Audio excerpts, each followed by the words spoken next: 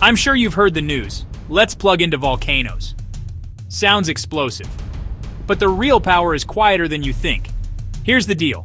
Volcanoes heat rock and water deep underground. We drill down, bring up steam, spin a turbine, clean 24/7's power. Iceland, Italy, Kenya, Hawaii already do this. So why not everywhere? You need the right geology. Deep drilling is pricey. You must manage induced quakes and water chemistry. The reveal: next-gen tech, directional drilling, closed-loop systems, super hot rock, could turn more places into geothermal gold mines, no lava required. It's steady, low carbon, and plays nice with wind and solar. Hot take: the future of energy might be waiting beneath our feet.